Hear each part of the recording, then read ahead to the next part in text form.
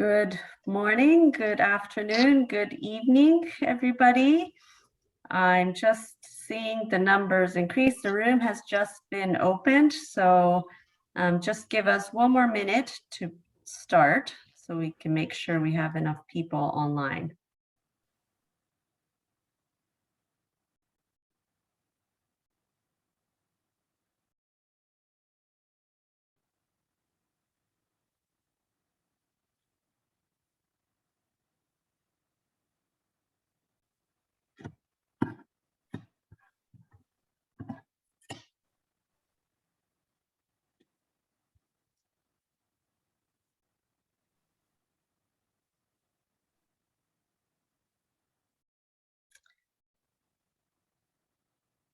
Okay.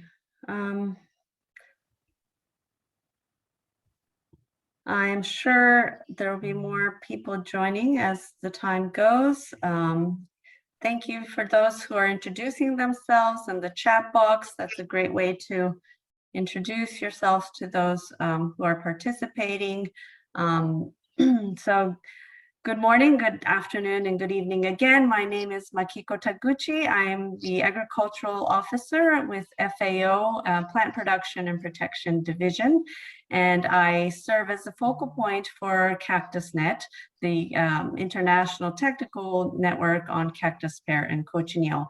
And today we have our third webinar. We are moving along quite nicely with our webinar series.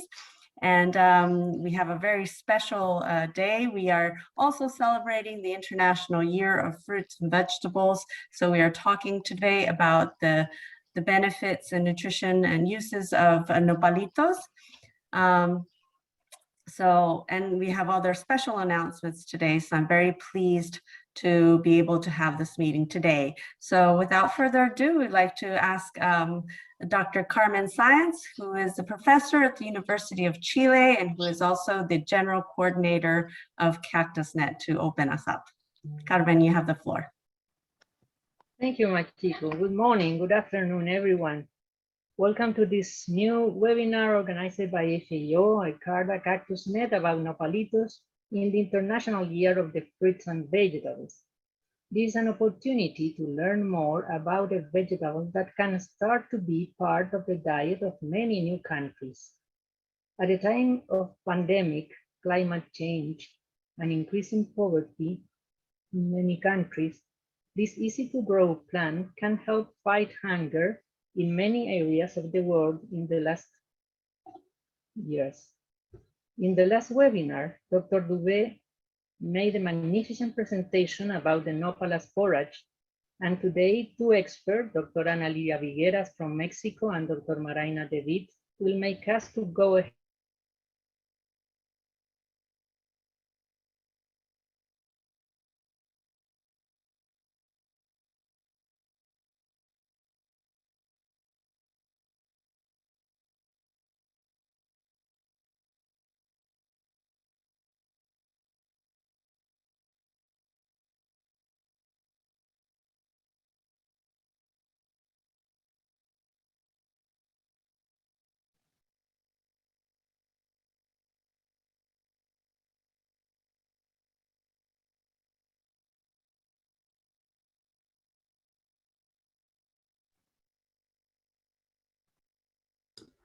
Hello, sorry, is it? I think we lost Carmen. We just lost Carmen. Okay, yes. I'm very sorry for that.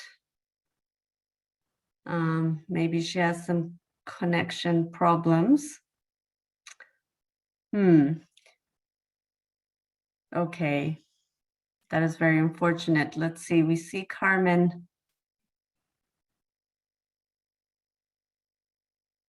Let's see. Apologies for that. Of course, when we try out the connection earlier, it was working fine, but we are living in a virtual world now. Things can happen. Okay, is everybody able to hear me okay? Yes, Makiko. Okay. Okay, so maybe we will we can give some time to Carmen a little bit to finish what she wanted to say later on when she reconnects. But in the meantime, we can continue on our program. And today, we have the big pleasure to, oh, there she is. She is back. Carmen, sorry, we lost you for a moment. You are on mute. Can you unmute, Carmen? Carmen, can you unmute? Okay. Okay, there we go. I don't know what happened with the internet. Well, sorry. As I was saying, Dr. Ana Livia Villeras from Mexico and Dr. Mariana David will make us to go ahead with Nopalitos today. Since we cannot meet in person, we want to at least keep in touch through the web, sharing topics that expand the knowledge about this wonderful cactus. On this occasion, we will also launch the 10th International Congress on Cactus PR and Cochineal, an event that brings together experts from academia as well as farmers, students, and people interested in this crop. In this opportunity, the Congress will offer for the first time the Park Nobel Prize for Excellence in Cactus Ecophysiology. It is my honor to announce this award intended to reward the best paper presented to the Congress by a young researcher, which has been created that's thanks to the generosity of Dr. Park Nobel. Dr. Nobel is a professor at the University of California, Los Angeles. He is a great academic who has worked for over 30 years with CactusNet and has participated in many of our congresses. He is, besides a good friend and expert in cactus ecophysiology, has written more than 15 books and 400 papers and has trained many people. We sincerely thank him for this idea and support and hope that he will be the one to present the award, albeit virtually. Thank you, Dr. Nobel, for this prize. And thank you, Dr. Villera and Dr. David, for your participation today in this webinar. Thank you. Thank you very much, Carmen, and thank you very much for that wonderful news about the Park Nobel Prize. I hope, I don't know if he'll be listening in today, maybe not, but we can send him the recording of this webinar so he can hear it also. So yes, this long-awaited official announcement of the 10th International Congress on Cactus Pear and Cochineal. We've been waiting for it to be launched. So without further ado, we would like to play a video from Brazil. Marisol, can you please play the video?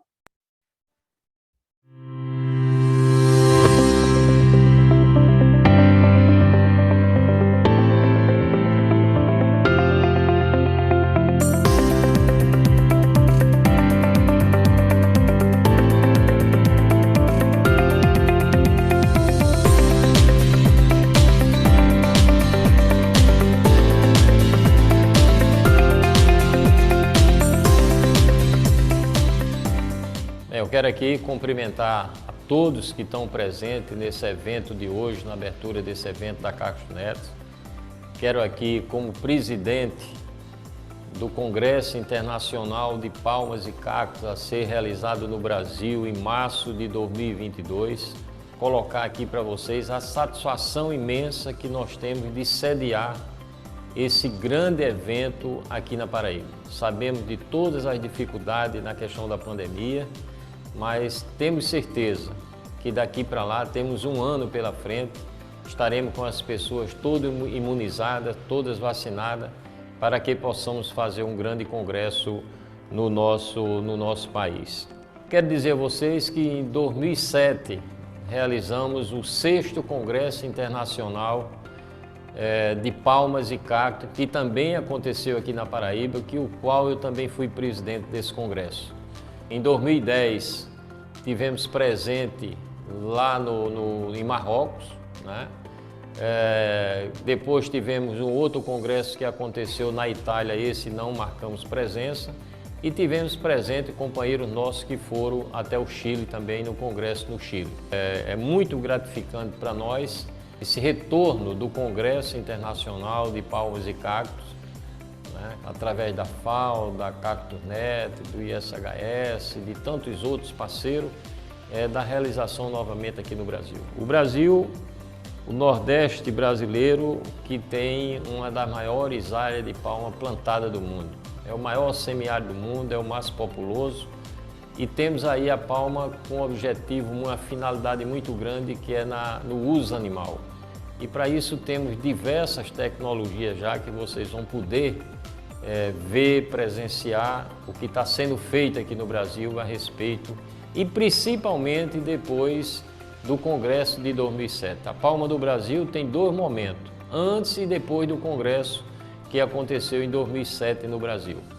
Então eu quero, nesse momento, aproveitar a oportunidade, nesse dia de hoje, de convidar professores, pesquisadores, cientistas, pessoas que trabalham com cactos, justamente para conhecer o Brasil, conhecer a Paraíba, conhecer o Nordeste, conhecer o nosso semiárido, conhecer a nossa palma, no sentido que possamos realizar um grande congresso como fizemos em 2007.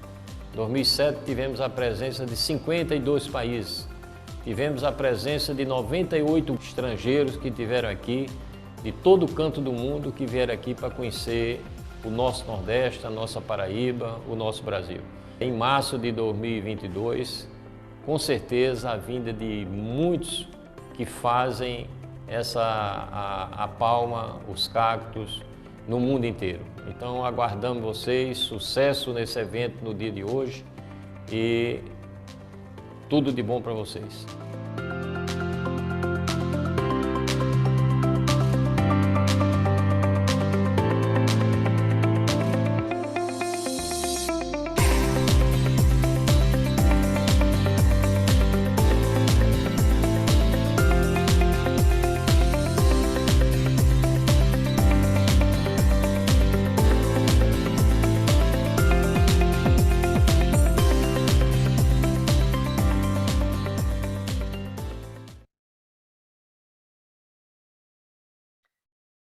Thank you very much to the president of the Cactus Congress in Brazil. We very much look forward to the opportunity of gathering in person. We sure hope that by next year, everything will be back to a new normal and that we are all able to travel again. In addition to that great announcement, we also have a special contribution from the Dry Grow Foundation. And on behalf of the Dry Grow Foundation, Dr.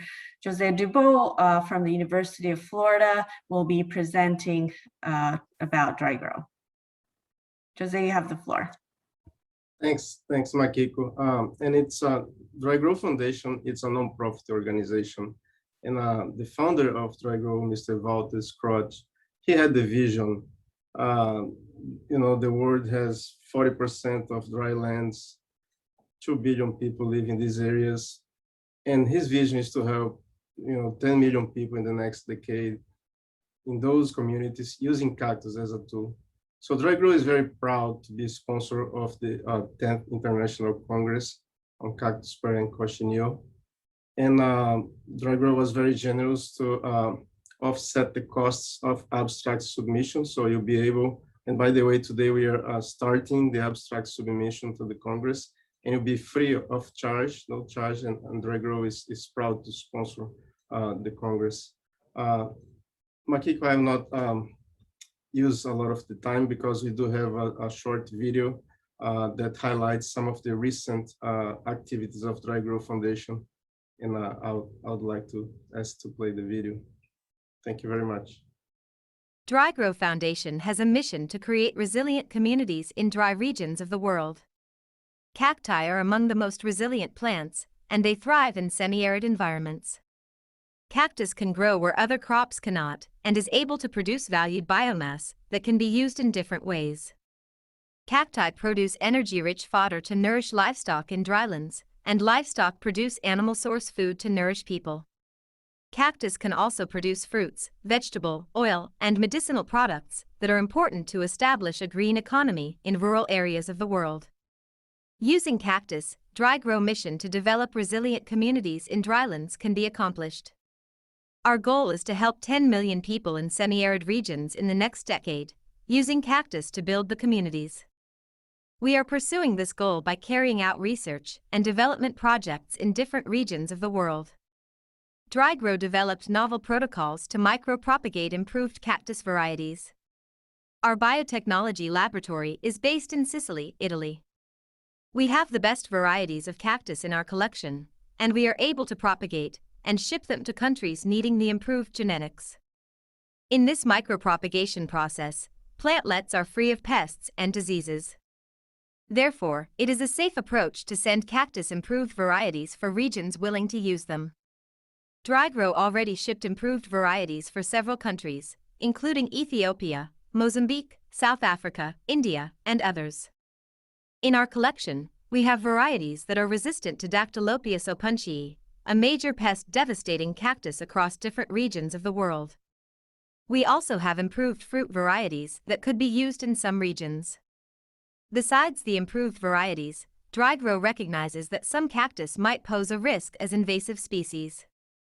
In many regions, the invasive cactus grows along other important cacti, which in many cases are an important resource for local population, producing fruits for the people and fodder for livestock. Therefore, introduction of biological controllers would not be an option in most cases, because of the danger to eliminate an important resource. DryGrow approach is to find uses for the invasive cactus, generating gains for the local population. In the southern region of Madagascar, DryGrow developed a project to assess the use of Opuntia stricta, an invasive cactus, as a fodder. Using a cactus processing machine imported from Brazil, we tested different inclusion levels of the invasive cactus in the diet of goats. After processing and eliminating the thorns, the invasive cactus could be used up to 50% in the diet, on a dry matter basis, and improve the weight gain of goats. A similar approach has been used in Kenya, where Opuntia stricta is also a problem. In Laikipia County, near Mount Kenya, Opuntia stricta is rapidly spreading. Major reasons are overgrazing of rangelands and dissemination of Opuntia stricta seeds by wildlife. In a collaboration with University of Florida and Jomo Kenyatta University of Agriculture and Technology, DryGrow is assessing the use of Opuntia stricta on the diet of lactating camels. Using a cactus processing machine similar to the one used in Madagascar, we crushed the cactus and feed to lactating camels. Sure enough, the milk yield improved and camels were in great condition. In this same community, DryGrow will assess other uses, besides fodder. Based on a needs assessment with the Maasai community, energy for cooking is another important necessity. Maasai women are responsible to find firewood to cook. Oftentimes, the firewood is far from the homestead, and they may face leopards and lions when collecting the firewood, besides cutting trees from local vegetation. In a project funded by DryGrow, Dr. Jose Dubo from the University of Florida will start developing a protocol to optimize biogas production from cactus. After optimization, we will install biodigesters in the households of the Maasai village and the equipment needed for them to use biogas for cooking. Dr. Dubo will also assess other ways to improve fodder utilization from invasive cactus. In this same project, Dr. Willis Owino from Jomo Kenyatta University of Agriculture and Technology will assess ways to utilize the fruits from the invasive cactus to produce juice, jam, or even dried chips. Using this approach, DryGrow is building resilience for the local community using cactus as a tool. DryGrow is proud to be one of the sponsors of the 10th International Congress on Cactus Pear and Cochineal, which will be organized in Brazil in the last week of March 2022. The Congress will be an important venue to discuss recent advances in cactus research, while promoting technologies that will foster resilience in rural communities of drylands. Indeed, cactus is the new green revolution in drylands, and DryGrow wants to be part of that.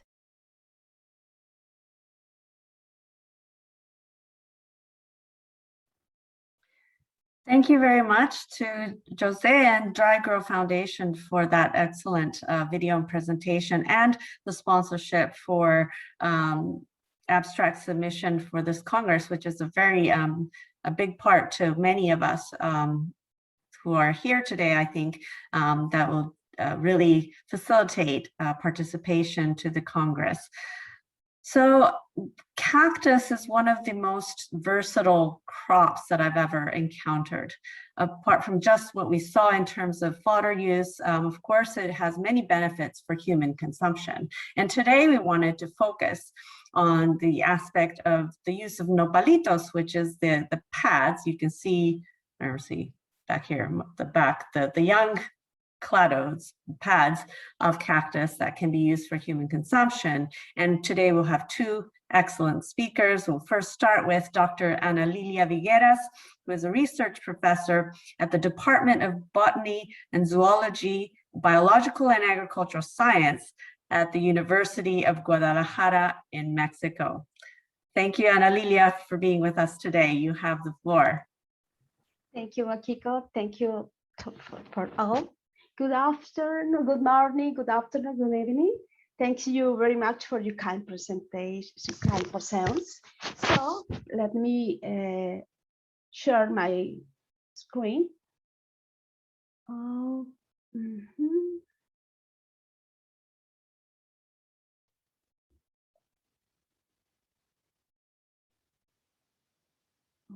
Okay.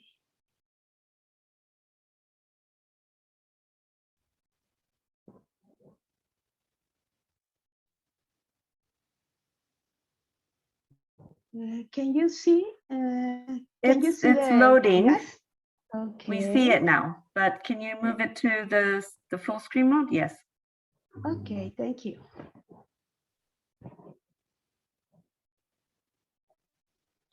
So, the topic to present in the use of nopal and its qualities for the benefit of health. I hope interesting.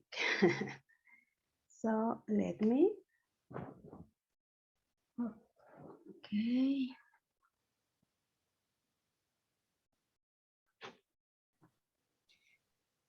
Ana Lilia, it's still in the PowerPoint screen. Can you do it in slideshow? Yeah. Yes. Okay. Yeah, that one there. Yes. Yes. You have It's to okay? click. No, you need to click on. Okay. Click on that icon that you just went down to. Yes. Okay. Okay. Mhm.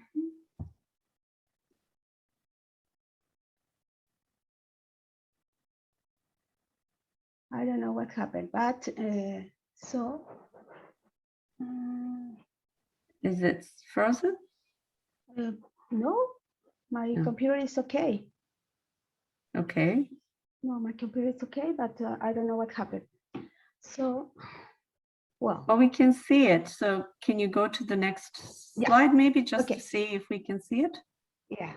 There we you see? go. Okay. Yes. Thank you. Thank you very much. Excellent. So, thank you. Thank you. So, well, the nopal, this derivative have played a very important role in the history of Mexico. Can you see the image? So, it represents for the Mexican the establishment of Great Tenochtitlan, and it's also an emblem of modern Mexico. As you can see in this image, the nopal is emblematic. Yes, this is our money, this is our flag, and this is our history. Of approximately 200 species of nopales, there are in Mexico, there are these different species, but the Opuntia is the most important. The genus Opuntia is very, very important. All live in Mexico. The nopal distribution is throughout all the country. There are species at different altitude and orography. Species can be found growing at different altitude. So you can see different colors This is a different flavor and different taste. The use of Nopalitos are diverse. You can see the woman to cut the Nopalitos, and this is a figure from Ethiopia to implement the consumption the Nopalitos in special. The production system in Mexico are those present below.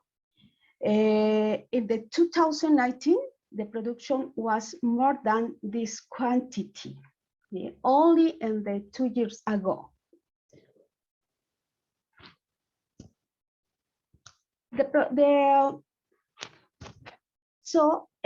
Here you can see how the production system are in three forms of our system: and commercial plantation, and wild cactus peer communities, and backing growing. This system is only for Nopalitos. We have other areas for the tuna or leafy pear fruit, cactus pear fruit. Yeah. And in the cactus pear and special Nopalitos as a vegetable, but it's important to distinguish that is Nopalitos. The nopal is all the plant, okay? The cactus pear or prickly pear is the fruit. In the Nopalitos is the young cladode, is this part that are consumed as a vegetable. The Nopalitos production is obtained from two genres, but there are more species that are used for this purpose. In Mexico, it's very common use the Nopalea and Opuntia ficus-indica, but there are other species like Hoconostle, Robusta, and Atropes is the same purpose to obtain Nopalitos.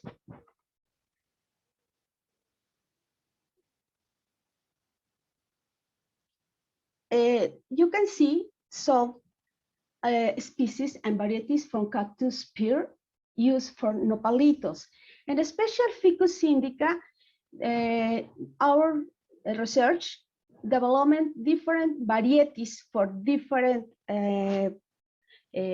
use, and especially for the high mucilage or low mucilage, acid, and the flavor and the taste. Yeah. So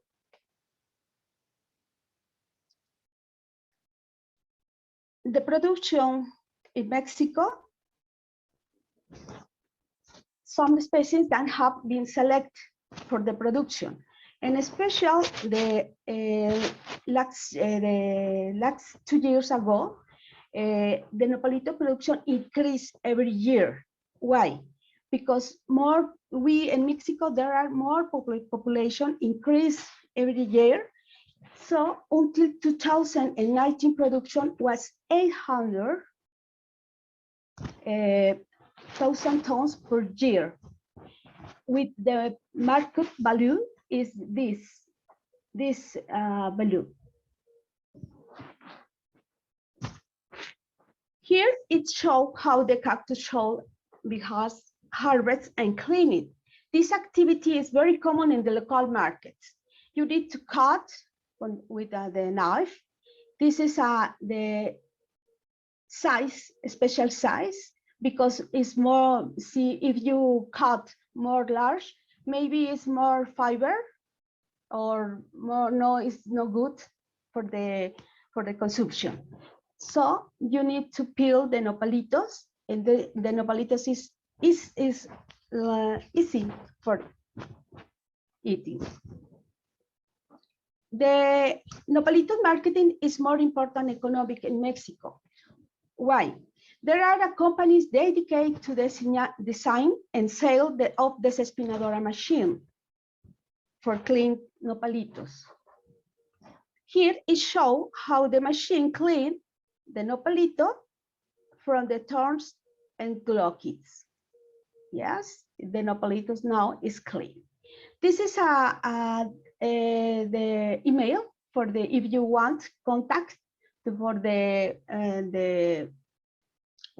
brand to acquire the machine. So one of the most important uses is a food, because in Mexico there are a large number of recipes of cookbooks which show the different ways of cooking nopalitos. For example, this is a cookbooks, and this is a different to make, elaborate or prepare the nopalitos, and fresh or cooking. All with the nopalitos, and especially in Mexico, we eat with eating or consumption tortilla, but you can elaborate different dish or different dishes with the nopalitos and cheese. They can be prepared with different ingredients. For example, cheese with nopalitos, obviously with sauce, scrambled eggs with nopalitos, mushroom and nopalito soup, meat, beans, salad. This is a recipe from Ethiopia. Well, in Mexico is the tortilla.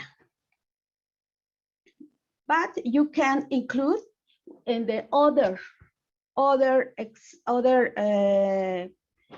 dishes. For example, this example is the consumption nopalito to elaborate cake, sweet. This is bread, salad, Ethiopia, and this is injera. These are examples how the consumption of nopalitos has spread in other parts of the world, for example, Ethiopia. But you can also make desserts such as jellies, donuts, and the empanadas, Ethiopia style. The nopalitos is so versatile that natural drinks can be made mixes with various fruit or even with other vegetables. For example, a thin smoothie drink of the fresh fruit with water, orange juice, pineapple juice, grapefruit juice, or fresh water substitution soda. Is you can prepare it with the nopalitos, with the sugar, water, ice, and this is a green tomato in Mexico, but you can add. This is really, really delicious and really, really beneficial. In Mexico, there is extensive development in the nopalitos agribusiness. Why? Because now is a lot mark or brand to impulse the development and different products for cooking, and especially for cooking or for it. For example, frozen nopalitos are available ready to cook. This is nopal in cubos, square, and juice, green juice for the you only this frozen, and to prepare juice fruit. Nopalitos is brand in different presentation. For example, in this bag and the other containers, you can only to open and you enjoy the nopalitos and brine. Nopalitos jam with additional of apple, pineapple, guava. See, you can prepare this jam with nopalitos, only nopalitos. Spicy sauce with nopalitos is very common in Mexico because we mix with the chili. The name is chili, what is this spice, and different presentation. This is ingredients. The first ingredient or the principal ingredients is nopalitos. You can see different brand.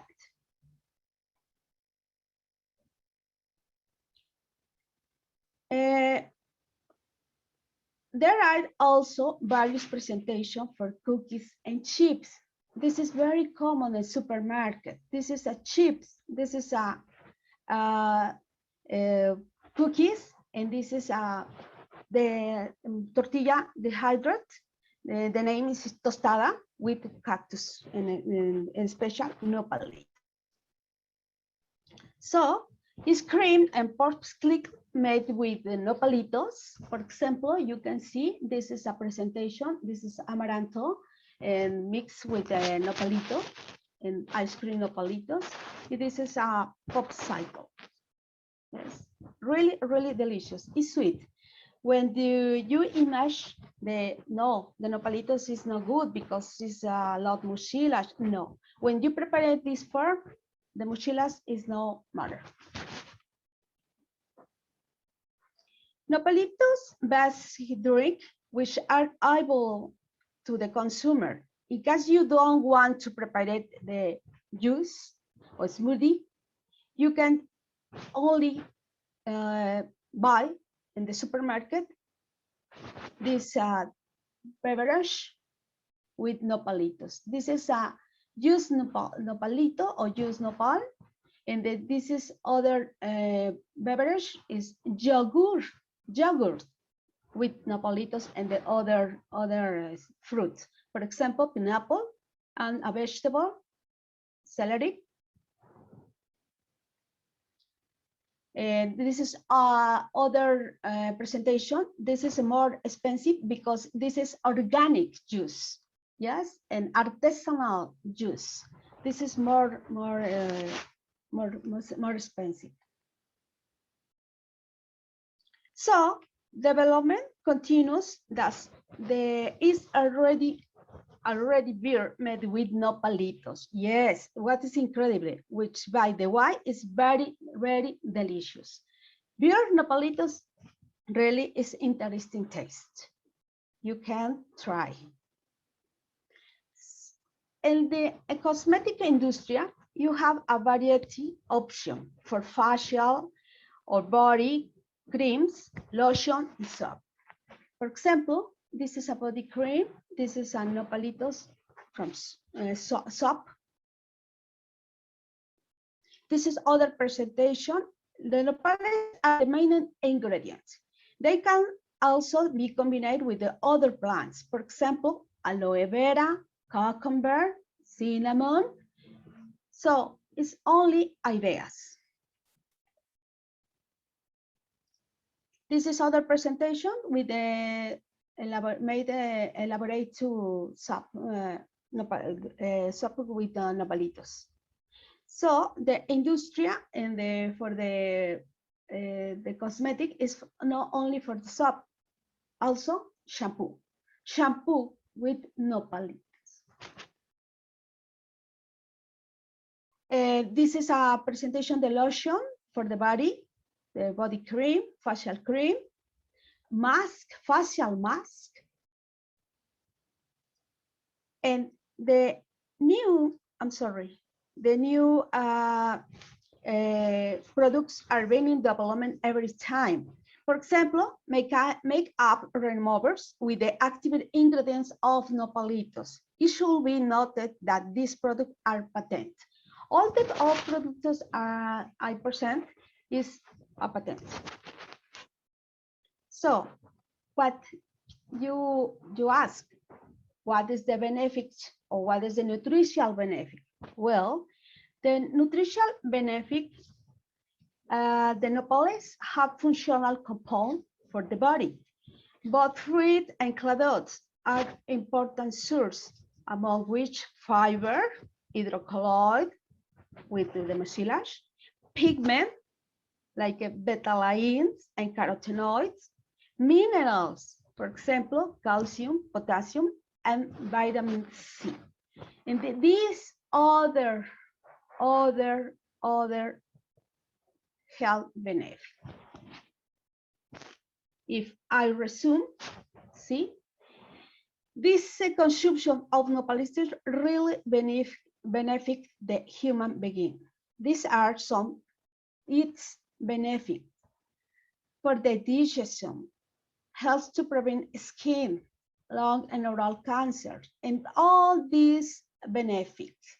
So, but it's important to consider that this is high content fiber.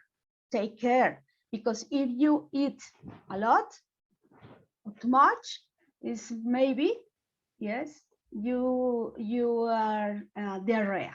See, you can experiment diarrhea. So the nutrients and vitamins and minerals, this is all the benefits.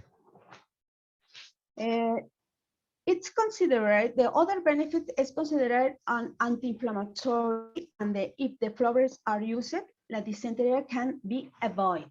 For example, it's excellent to control diabetes mellitus type 2, the obesity, is diuretic, it's a lot benefit. It's considered a lot benefit that Nopalitos is used as a diet supplement, a dietary supplement.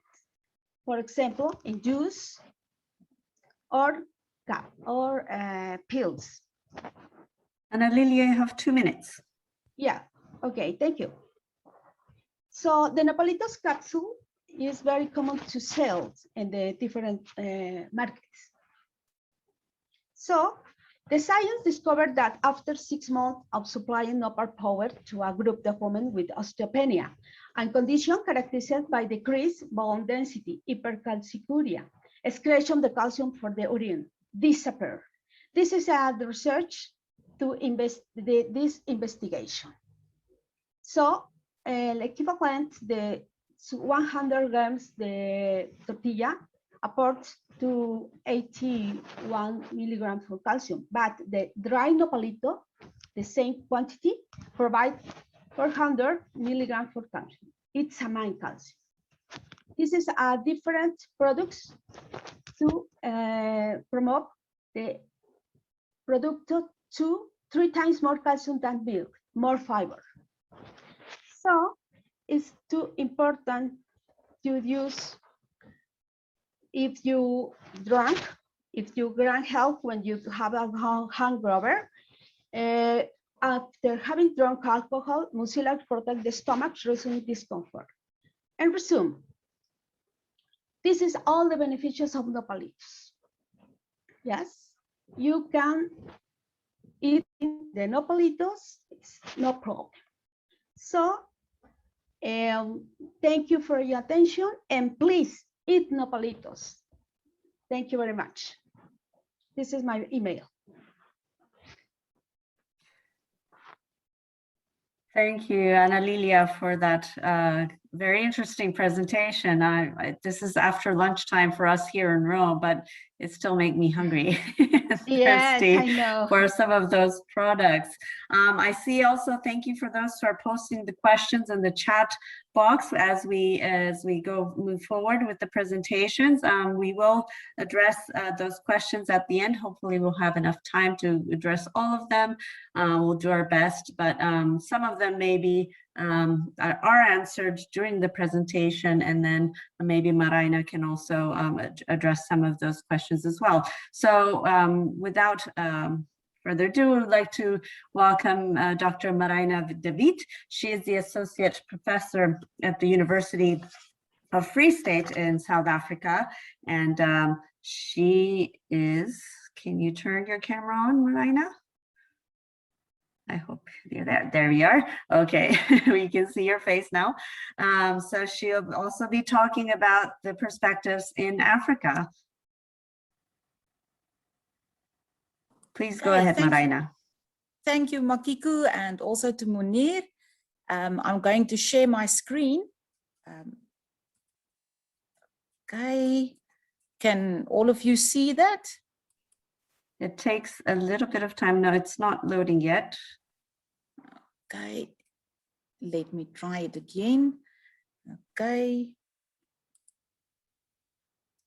Right.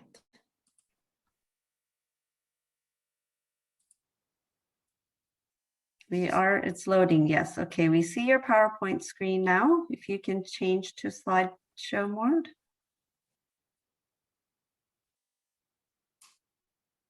Okay.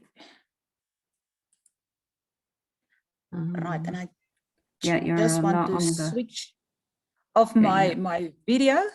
Yeah, you want to go back to the first slide, probably.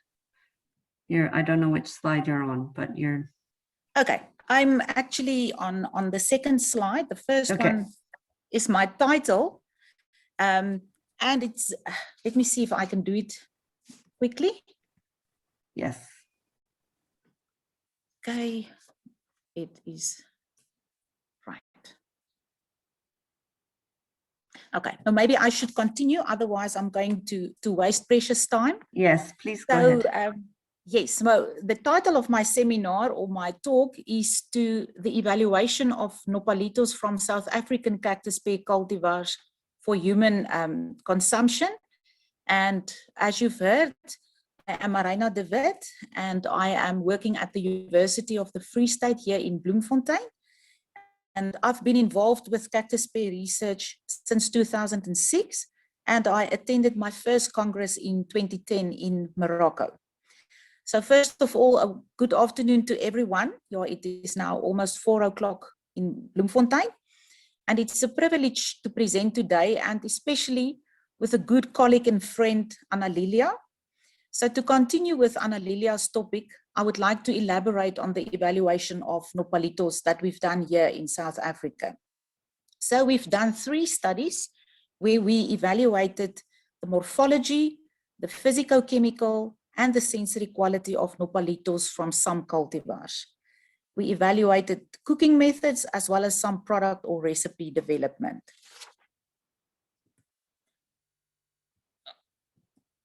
Okay, I don't know why it's not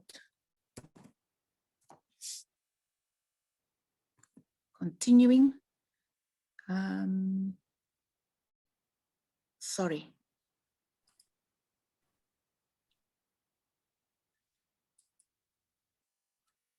Okay, sorry. Okay, so from literature, we know that a good quality Nopalito is thin, a bright green, soft and tender, and not slimy.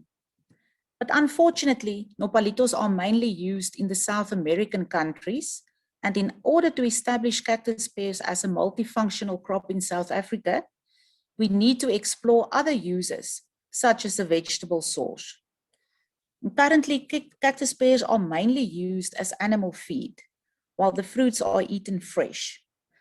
So Nopalitos are consumed in some other North African countries, as we've seen already from Anna Lilia's talk. So which brings me to the aims, and the aims of the first study were to look at the influence of cultivar, the size and season on Nopalito quality to determine the best cultivar and the optimum harvest time. We also used a new sensory technique to evaluate the sensory quality and the preferred cultivar. In the second study, we aim to establish differences between the 2 highest yield cultivars, which is Fusicolus and Murado, and other vegetables, as well as to determine the best cooking method. We also aim to develop food products which were acceptable to the South African consumer. So we obtained the Nopalitos from an experimental orchard, which was established and maintained by Drs. Herman Fouchier and Kazine Kutzer, without whom most projects would not be possible to carry out. And they evaluate 42 cultivars, and they look into some high density plantings, as well as irrigation and fertilization experiments. The 20 cultivars, the fresh Nopalitos of the 20 cultivars harvested during the 2018 and 2019 season were evaluated in terms of their size, the color, the texture, which include the sliminess, the taste, which include the acidity and the sweetness. And it was found that the 2018 season yielded better quality, and therefore we identified the 6 best cultivars, namely Meyers, Malta, Nodosa, Fusicolus, Fresno, and Murado. And all the 20 cultivars, as well as 2 other vegetables, were sensorially compared by means of the CARTA test, which actually stands for the check all that apply. So where the panelists check all the attributes that are applicable to the samples. So these include the color, the appearance, the flavor, the taste, and the aftertaste. So during the sensory analysis, the Nopalitos were mostly described by terms such as green color, fresh, crispy, chewy, slimy, as well as sour, salty, grassy, fresh, and with a sour aftertaste. So with or from the biplot, it can be seen that the 20 Nopalitos cultivars clustered together, while the green pepper and the cucumber was located on opposite sides from each other, as well as opposite to the Nopalitos. 4 consumer preference clusters were identified, while the preference map indicated the regions of liking. For example, Nopalitos were less liked than the cucumbers and the green peppers, and you can see the Nopalitos were indicated in the blue region, while the green pepper and the cucumber were indicated in the red region. Then the 6 cultivars that we identified earlier, 6 best cultivars, were then nutritionally analyzed. And as we've seen from Annelia's presentation, we had a look at the major components, which include the carbohydrates, the fiber, the proteins, fat, sugars, etc. We also had a look at the minerals and the vitamins, the antioxidants and the antioxidant potential. And from these 6, Malta had the best nutritional quality, followed by Fusicolus and Meyers. In the second study, 2 highest cladode yield cultivars, Fusicolus and Murado, and you will remember these 2 cultivars were also part of the best cultivars that we've identified, were compared in terms of the eating qualities at different sizes and the different harvesting stages and over 2 seasons. And we can see on the biplot there, at smaller sizes, such as 15, 12, and 9 centimeters, the cladodes were softer and greener, while you can see that most parameters clustered around sizes 18, 21, and 24 centimeters.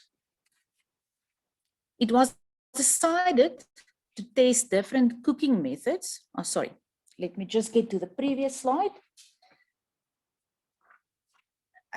Regarding the comparison to other vegetables, it was found that the Nopalitos texture could be compared to that of cucumber and baby marrows.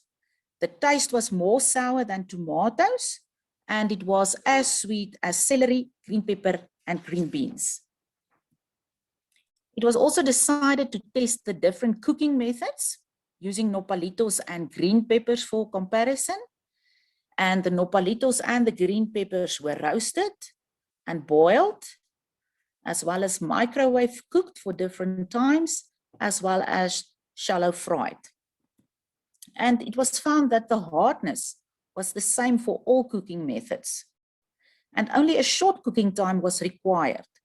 And also that the microwave cooking was the least recommended method since the Nopalitos became hard and firm. Finally, different recipes were developed to suit the South African consumers. And all the products were highly acceptable, as was evaluated on a 9-point hedonic scale. And I only include a few dishes, such as pickles, stir fry, chicken stew, and a salad. And it was therefore clear that Nopalitos do offer a new vegetable source to South African consumers. So I would like to thank all these collaborators for their contributions. First of all, Dr. Alba de Tooy for being the co-study leader, Dr. Herman Fouché and Gezien Koetser for providing the research material, and you will see, or as you've seen, from a very neat orchard, Professor Arno Higu for all the statistical analysis, and last but not least, the University of the Free State and the students Bonolo, Onele, Yuki, and Thailand. Thank you very much.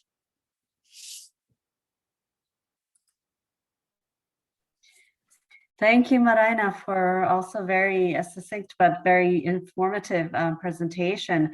And also thanks again to Ana Lilia. Can you turn your cameras on? We would like to now move on to the questions and answer section. So while you both were speaking, there are some questions posted on the chat box, and hopefully maybe there'll be more as we go. I'll just kind of take on some of them as we start. We all appreciate the many benefits the cactus pear or Nopalitos have, but there was a question about the limits in its toxicity. And Lilia pointed about its, mucilage, of course, causing potentially diarrhea if you consume too much of it. But is there any issues with toxic alkaloids accumulation? And the person who posted the question, I couldn't see your name, but also compared it to the issues with, for example, peyote cactus, which is also known, toxicity issue. I don't know if you have any insights on that, Ana Lilia or Marina? Ana Lilia? Yes, okay. I write in the chat, but the nopal don't have alkaloids that can be harmful to human health. The problem is the oxalate crystal or the fiber contain high fiber. It's only. So is for the mucilage, and some people don't like, but it's not a problem. Only two problems.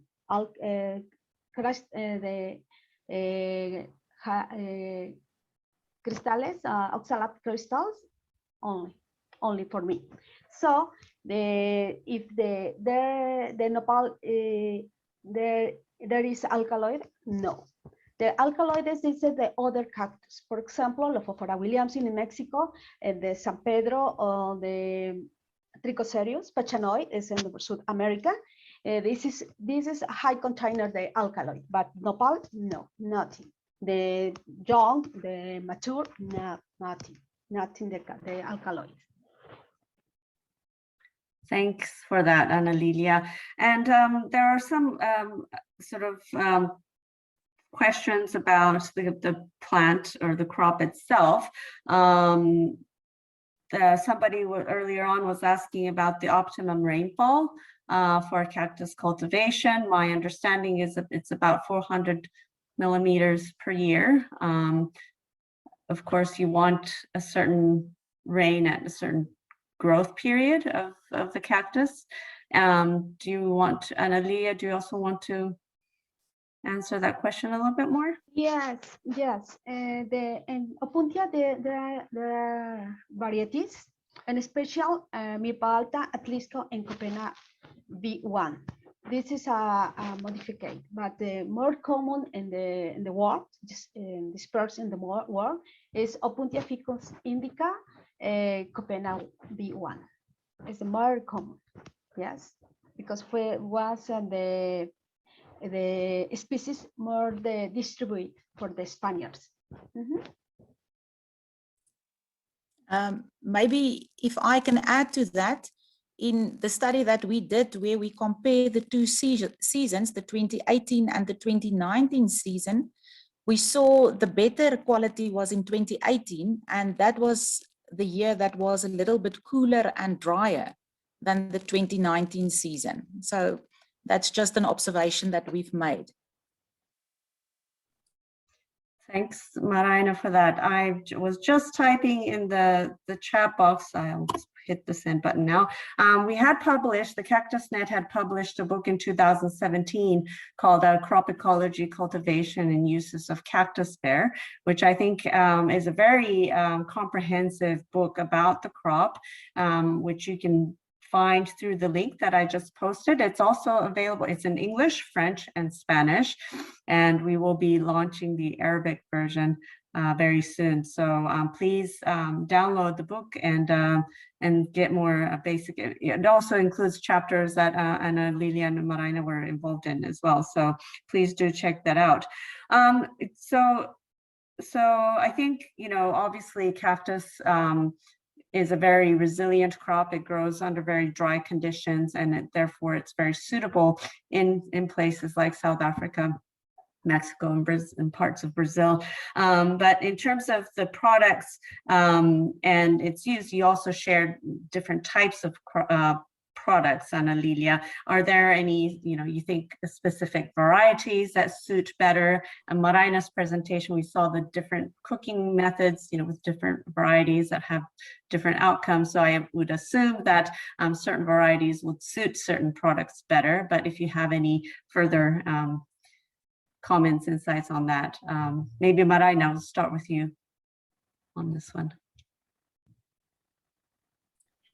Yes, I was just typing to answer Carmen, and I think there's really potential, but we will have to make sure that it is,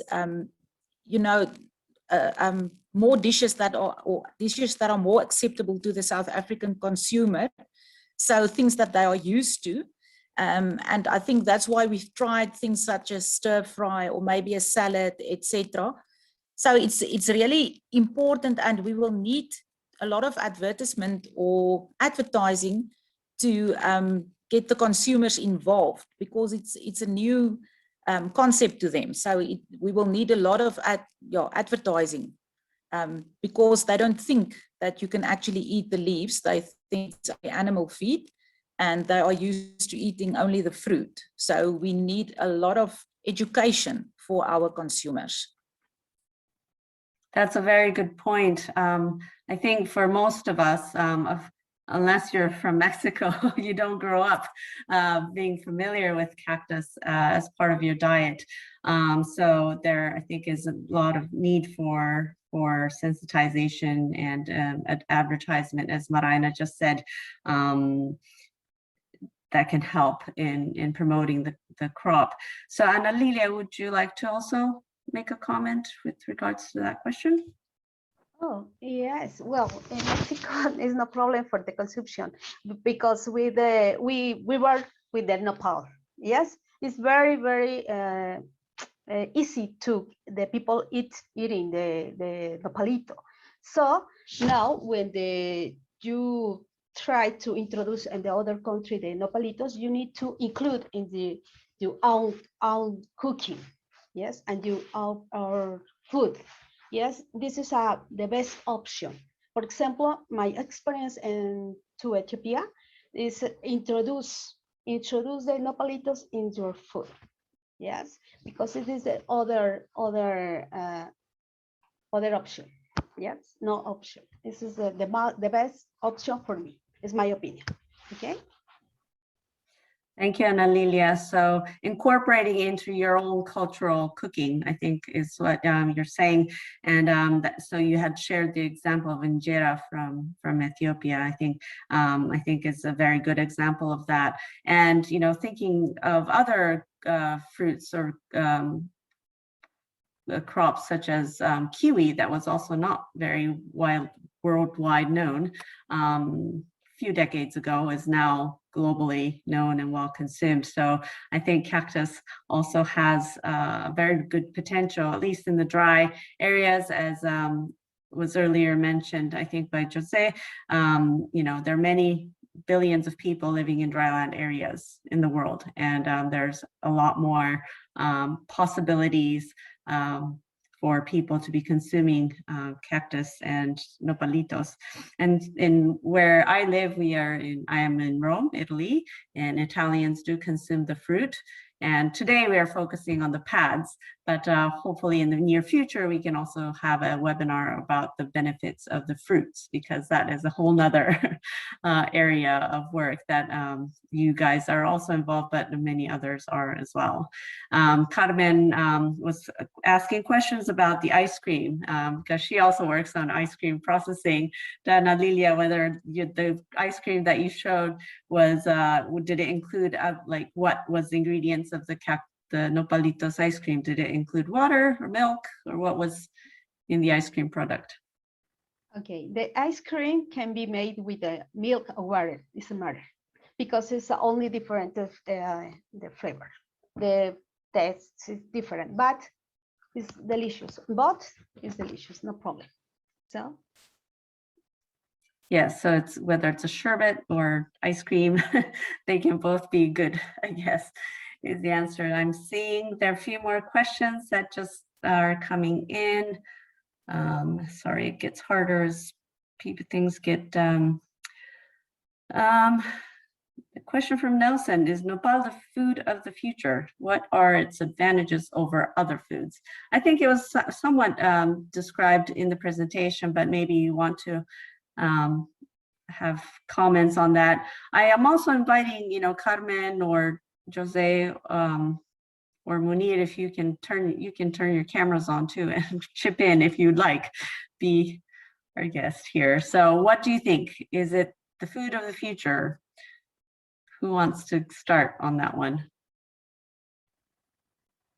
Well, I believe it has very big potential for many people around the world. So I've definitely become a cactus convert.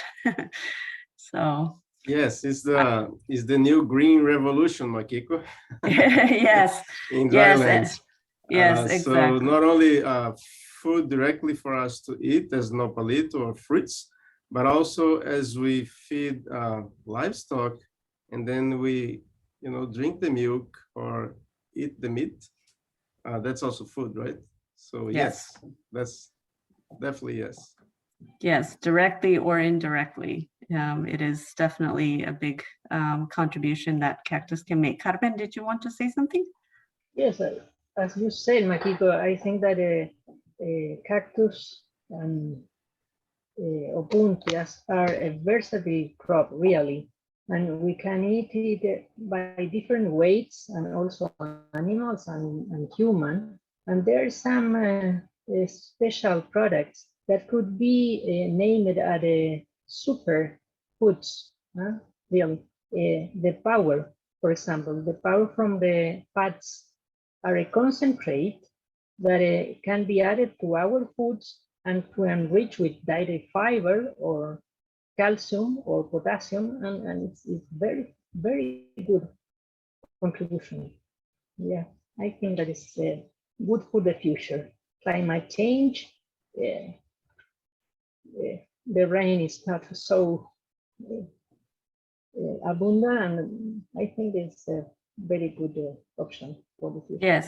Yes, definitely. The drylands are getting drier as we speak. So definitely so. And the issue about calcium, there's a question from Abderrahman. You pointed out it can help people with osteoporosis, but his question is, what is the digestivity or digestibility of or absorbable calcium in nopalitos? Ana Lilia or Marina, do you want to take that question? I suppose Jose had seen that in the animal feed. I know as a fodder, Makiko, a large portion of the calcium is calcium oxalate, which is actually not very bioavailable for livestock. So it has a lot of calcium, but most of that calcium is not available. So that's something to pay attention.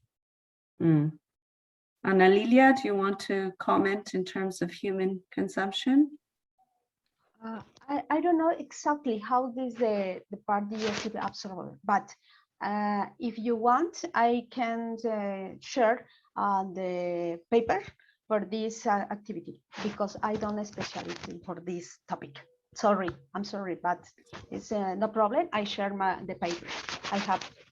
Yes, thank you, Ana Lilia. That would be helpful. Yes, in humans, there are a few studies about the absorption of calcium, really. I think that it's a topic that will be studied more. Yes, definitely. There are also many many things that we don't know about yet in cactus. And that's why I think we really would like to encourage everybody to participate in the Congress in Brazil next year, because that would be an excellent opportunity for us to share the latest research on the topic. It's, I think, a unique opportunity because people from different backgrounds, different, people studying nutrition, people studying agronomy, people studying animal production, we all get together under this crop, so for industrial use as well. So I think it's a very interesting Congress and something not to miss.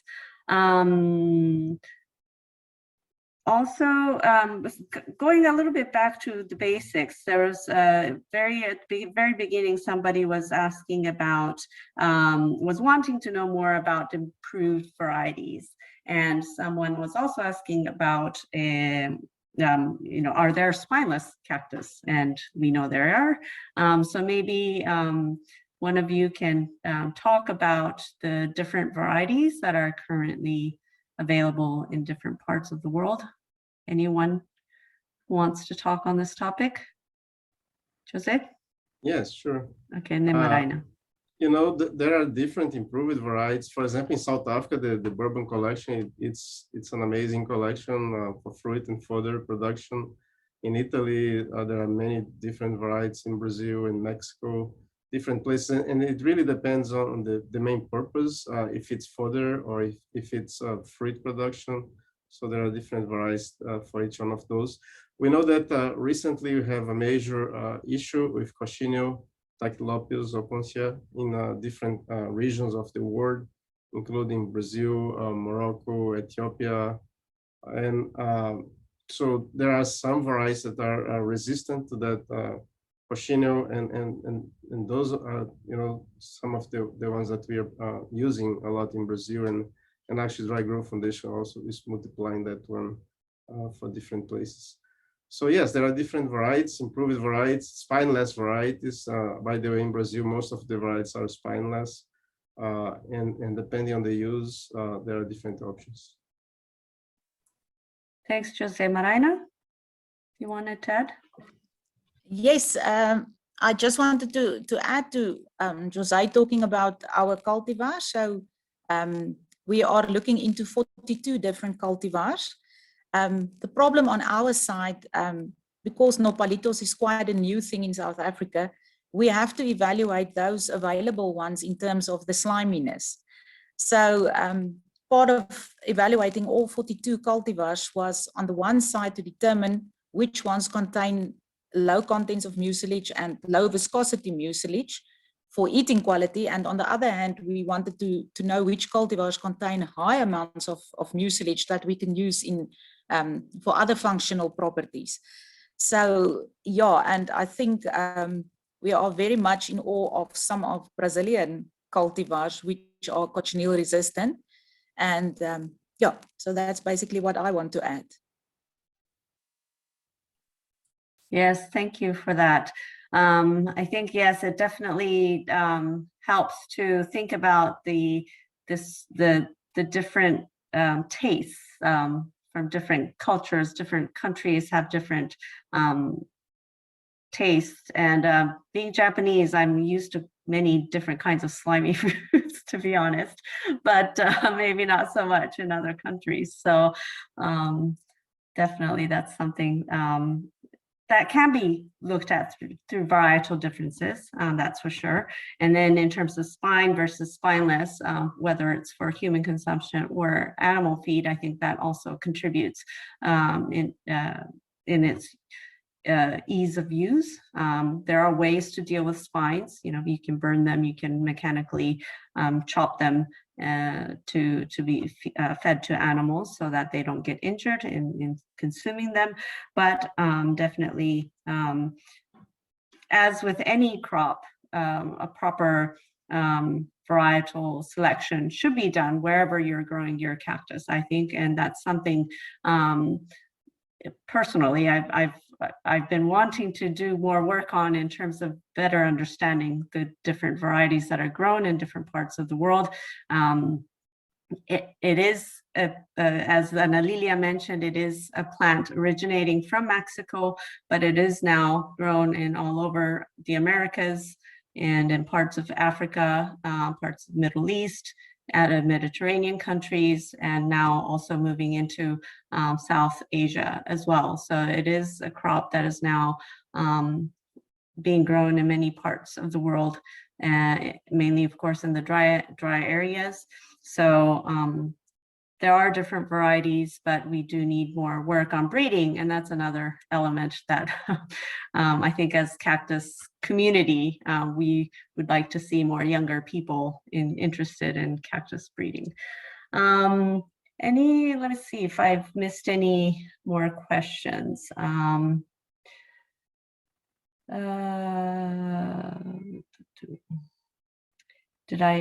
Has anybody seen any other questions? I'm very much appreciating different people attending this webinar. I'm just seeing quickly through your names. I think many of you are based either in South America or Africa, some from India and other parts. I think it is a new crop to many people and to many parts of the world. So it is something that many people are interested in getting into more and needing more information.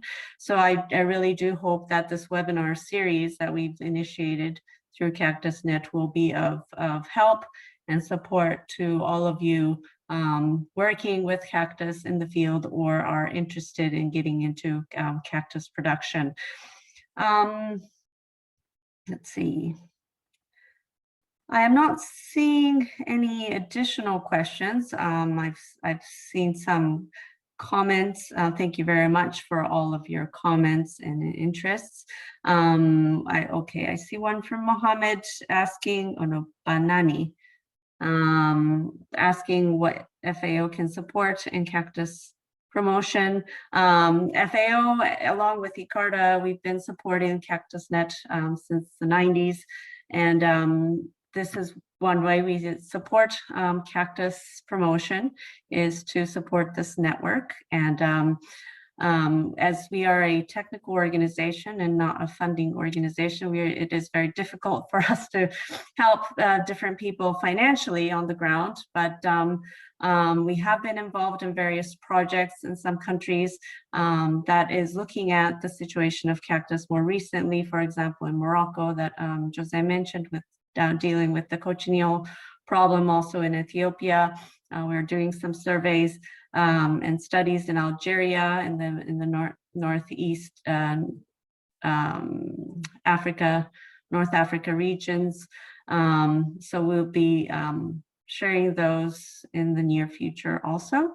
But we do what we can to help support the cactus promotion around the world, because I personally, like I said, believe that it has so many benefits to different people and dry people and animals living in dryland areas.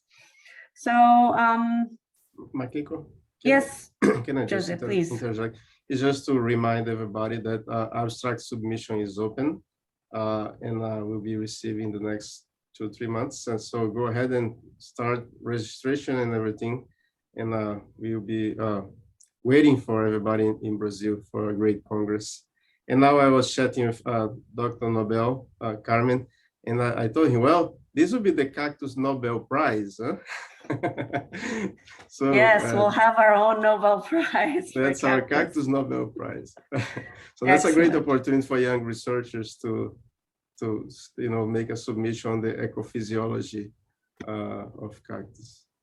Yes, yes, absolutely.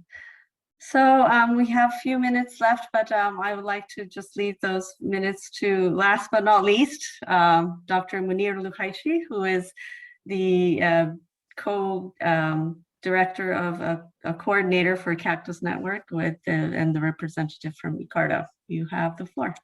Yeah, thank you, Makiko. Good morning, everyone. Good afternoon, wherever you are. I mean, some people, they talked about the crop of the future. I mean, when I joined ICARDA, I mean, there was like, it's a miracle plant. I saw it everywhere. And to me, it depends how you treat the plant. I mean, in some country, like in South Asia, they used to think cactus is a plant from hell. So there has been a lot of like awareness how to change this attitude. And we are coming, I mean, a long way. I mean, if you look at the area of planted cactus over time, every year it's going on the rise, like up. And, you know, my dream is to plant cactus in Mars. So anybody wants to join me in this mission, you are welcome. I mean, with today's topic, Nopalitos, I mean, to be frank, in like many parts of the world, we don't consume cactus like the pad. I mean, we think this is for animal.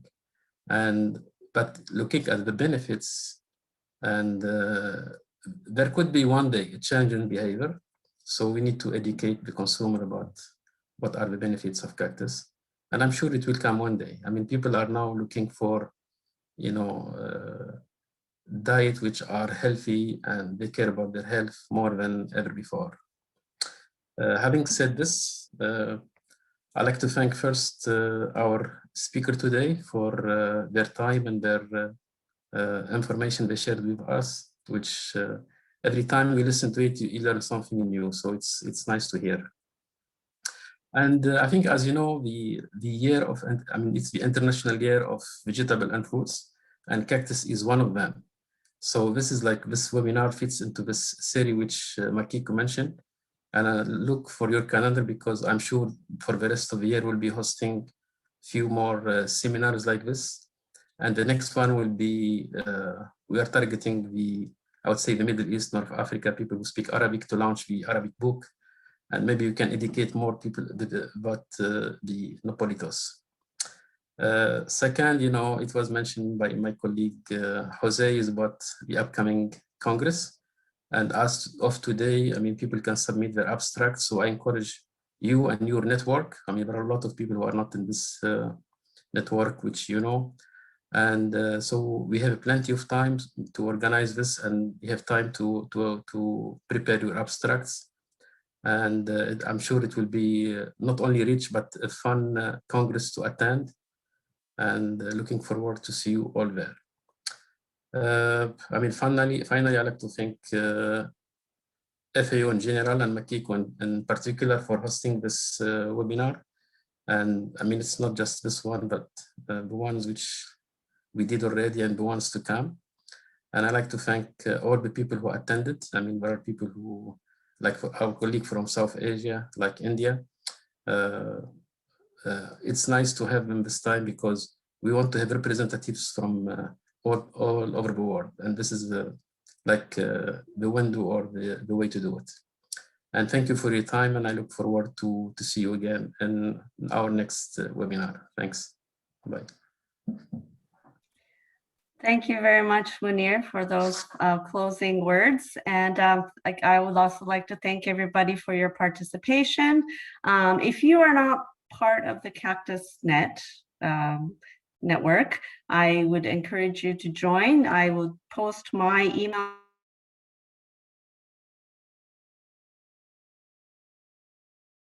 You're muted, Makiko. Are you muted? Sorry, my bad. We're still getting used to Zoom, are we? I was just thanking everybody also for joining this webinar, and thanks to Munir for the final closing words. I just posted my email address on the chat box. If you are not a member of the CactusNet and you would like to join, please send me an email and I'll add you, happily add you to the Cactus Network. It's a great group of friends and people, researchers, dedicated people working on this crop. So if you want any information, everyone is always happy to help. So please join CactusNet, and I hope to see you at the next webinar. Thank you, everybody, for joining. Thank you for the invitation. See you. Bye, everyone. Bye-bye. Bye.